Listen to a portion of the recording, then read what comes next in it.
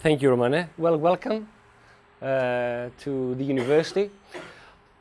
I will start saying a few things about the organization that I work. Obviously, you know the university, but I also collaborate with a research center which is in the area of Thessaly called CERTH. It's basically an institute. Our institute here is part of a large organization which is based at Thessaloniki. I'm going to talk about these two projects. I'm going to talk about these two projects today, Whishoe and tidial RotMeter or KneeRotMeter. And we're going to start with a video that Romane, you're supposed to show now. Yes. Okay, KneeRotMeter is it was a project that was based on the following problem.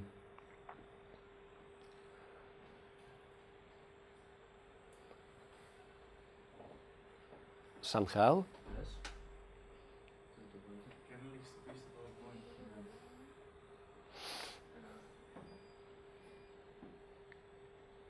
Whatever, Romanos will fix it out. Yes.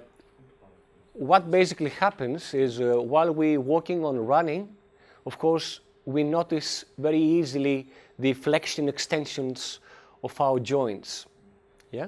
But there is also another thing that takes place in our knee joint, and this is the tibial rotation.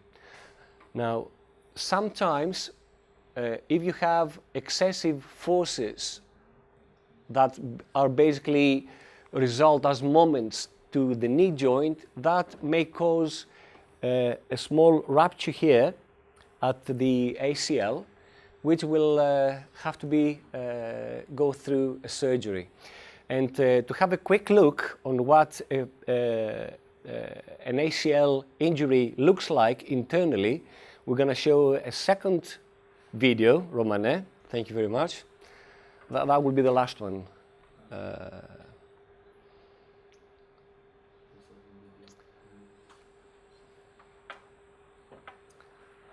It's too complicated. Okay, that's whose idea was to.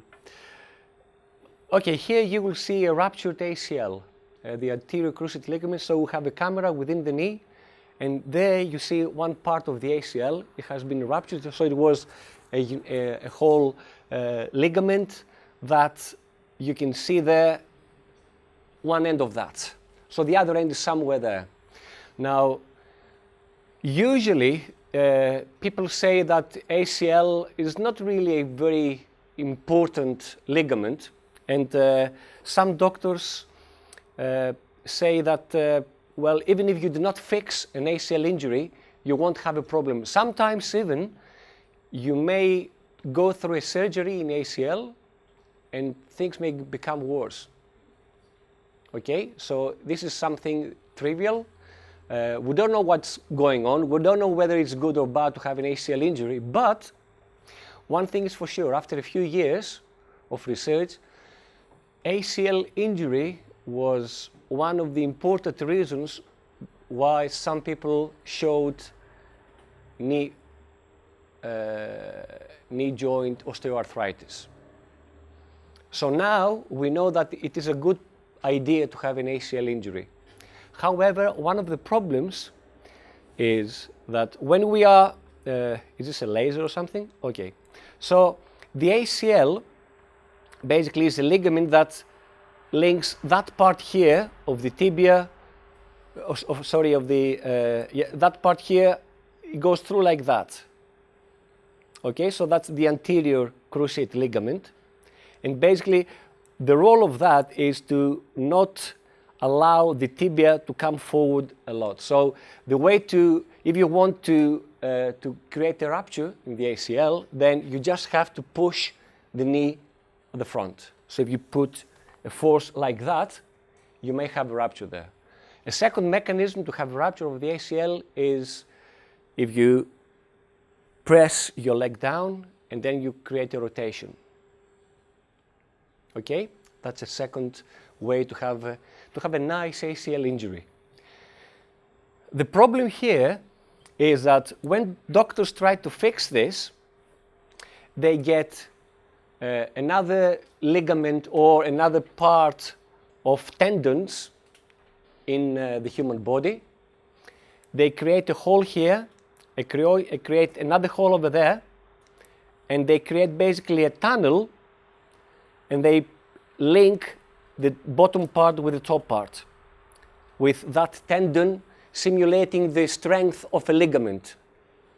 Okay? And the way to test this is by hand. So they stabilize the femur, and they basically elevate the tibia to find out how much movement is allowed. If they're happy with this, then that's fine. If not, then they try to fix it a bit further. And as you can understand, this is not a very scientific way of doing things, okay, especially in the surgery, because if you do not put the exact strength that God, our body, has initially with the anterior cruciate ligament, you basically don't do anything. You understand this? You have, through that tunnel, which basically simulates the path of the ligament, you put a new ligament, basically it's a tendon, and this has some strength. Depending on how much you fix it, you will have it either very loose, which basically means nothing for the knee, or you may have it very tight. And if you have it tight, then you may have a very tight knee. So imagine a tendon which is very tight. It would be very easy, it would be very easy to have a second injury again. In the surgery room, they have a kind of way understanding how much this is fixed by hand, or they use a system that elevates the tibia and basically measures the movement of the tibia compared to the femur. And that is one way of doing things, but it doesn't tell us anything about this movement. Okay, so you may have a successful a successful operation, but you may still be injured and have a second injury again. Why? Because the operation did not take into account the rotational part of the knee. Yeah? So this is basically the problem. We wanted to create a simple measure, a simple system that will take into account all this. The doctors will take it to the surgery room, and while they're trying to fix the knee, they will be able to measure the rotation of the knee while fixing it. So if it is loose, if it goes a long way, then they will tighten it a bit more. It will get tighter, a bit more, until it goes to normative values. If they have it very tight, it will go only there, which is not good. Yeah? So the idea was to create a device, which basically you see it now in pictures. You have created two of these devices. One is very simple, and the other hand has a seat as well. That basically all it does, it is a combination of the angle and torque, moment, force, basically, in other words. So what you do is you sit over there, you rotate this part, the ankle joint is a bit fixed, okay? You do the same for the other leg. You measure the ankle that particular moment that you apply will go for, and you try to fix it to the injured side. So in collaboration with a company, and Vasilis basically is working that company, we just finished that device, and in fact this Monday we have a final review for that project, which was called KneeRotMeter. We had to create some electronics there. Obviously here you see a very first version of that system.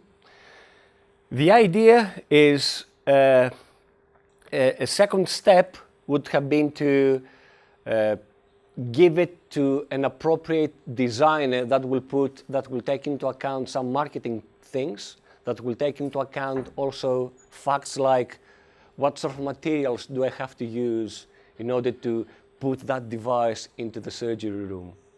So there are some health and safety issues within the operation room that have to be taken into account. They were not taken into account here. Of course, this is the second version of that device. We had to go through some procedures to find out how accurate that is. And we ran some measurements in our lab here to find out whether the angle that is measured here is basically the exact angle that happens at the knee joint. Yeah? So that was the first project that I wanted to tell you. Are we having questions at the end or? Yes. Okay. The second project is called Whishoe, and this is a project that finished last December. The purpose of that project was to understand parameters of human walking or running with a system that would be wearable. Of course, we can do these kind of measurements in the lab. We have quite expensive equipment to do this, very easy. But what really happens if you have somebody that has a hip injury, has a new hip joint, he has to walk via a protocol, which means I have a new hip joint and I cannot put so much weight at the beginning. The procedure is that the very first few days I will put something like 10% of my weight, then another 10% and then another 20%. And as we walk through these, finally I can put the whole weight into that joint. Okay? If you don't go like this, then you may have an issue again. And a second issue at the hip joint surgery is not that easy, because you will destroy probably half of the femur. Yeah? So the rehabilitation protocol, especially, I took the example of hip joint patients, is quite difficult. And we wanted to have an easy, wearable, portable, cheap way to give advice to somebody that, well, you put excessive weight now on that leg. Put less weight, yeah? Or put more weight on that leg, yeah? Because sometimes patients, when they have, for example, when we say to them, put 30% of your weight, they cannot understand what 30% of their weight is, especially when you talk about dynamic movements. The current protocol for saying somebody put 30% of your weight is you go on a scale, sorry, I have to be here, you go on a scale. So my weight, for example, is 80 kilos, Whishoe. So 30% is that I want to put 24 kilos on that side, okay? So 24, 30% here, 70% the other side. Statically, so the doctor says, okay, try to put 30%, 24 kilos this side here on your weight, so I go like that. And they say, okay, I want you now to walk by putting 30% of your weight. It's quite difficult. I mean, even for a very trained person to put 30% of their weight while walking is quite difficult to catch, as you can understand. Yeah? So we wanted something portable. And a European project finished last December had that purpose. the idea was to develop a shoe that has sensors in it. I've got some shoes over there. You can circulate them around, Vasily, all of them.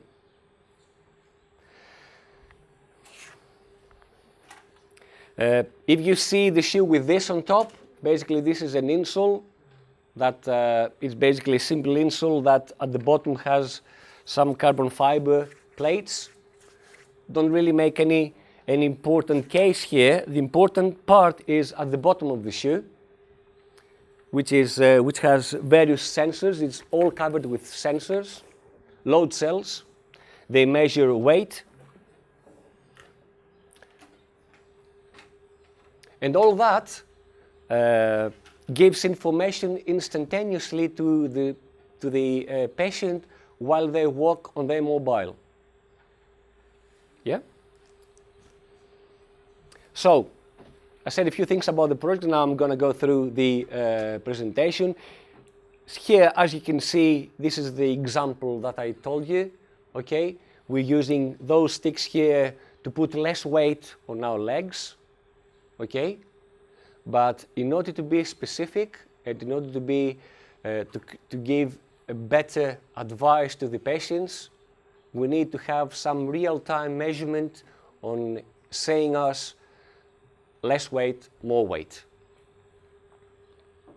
There is also another application, which is a sports application. You may want to find out how much activity your athletes have while they have a game or while they train. So you come afterwards and you say, well, we lost the game because you were lazy. Look at that. Okay, supposedly you say that while in the training period, not during the games. So this was a larger project. Here is supposed to be us, Surf, not present here. Again, Biomechanical Solutions was one of the partners. These two were end users. This is a rehabilitation hospital nearby. It's about 30 kilometers from here. And this is a sports club, having football, basketball, volleyball, all types of activities in Cyprus, and also some other partners. Not only that application that I told you, but one of the problems that we also face, and we're trying to give an answer, is diabetes. Diabetes is one of the most difficult situations, especially the diabetic foot. A large percentage of those people who present diabetic foot dies within a few years. So what we do these years, we eat a lot, we train less, we become fat. Diabetes is one of the sicknesses associated with this, and quite a significant part of them show diabetic foot. And here, for example, you see ulcers. Now, what basically happens is that the skin is so sensitive that when you apply enough force, that skin will break. So you will have some fractures there. And some of those patients do not really understand when they have micro fractures at that point there. They do not understand it because they do not feel anything. Because we wear the sock and within the shoe, there's a wet environment there, so there are a lot of bacteria and problems start created here. Usually, I don't want to show you some very hard pictures of a diabetic feet if you haven't seen any, but you start cutting the foot. And then you cut the ankle, and then you cut the tibia, and then you cut the knee, and then basically within 5 years you die. Basically, that's the whole the bottom line. Okay, so however, what we can do is if you identify these areas that are quite sensitive at the foot, you can create insoles, appropriate insoles, that will create offloads on that area. So if this, for example, is an appropriate insole for that foot, okay, and that area is the area of the infection or difficult area, basically you create a hole in there. So this area here has an offload and you don't have enough force to break the skin. Yeah? So basically I'm 80 kilograms. The only way to reduce the forces there is either to become 70 or 60 kilograms next day. I cannot do this, believe me. Trying hard to lose 2 kilograms over the last 2 years. But the other way is to use the whole foot. Our foot is like this. We have an arch, which basically does not touch the ground at all. It's very soft if we touch it, okay? It's not basically used. If I use an appropriate orthotic that, for example, 5 or 10 kilos go through there, it will mean for the foot that my weight is 70. You understand? Yeah? Now, the project did not do only this, but it was connected with a mobile phone and took also data from your mobile, and it will calculate a series of other parameters that are important for understanding the activity. One of those is, for example, the energy expenditure.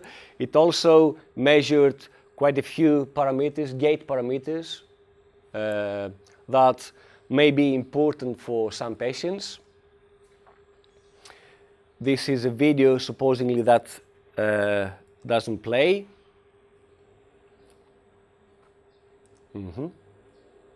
And this is the application that I tell you. This is how we basically treat patients now. This is the advice that we give to patients who have a problem, say on this side, and we want to protect them at the initial few days. But if, say, the strength that they have or the ability that they have is 70%, and because they're afraid, they put 30 or 40%, they undertrain that area. Yeah? So with that system, we are able to go very close to their maximum capabilities.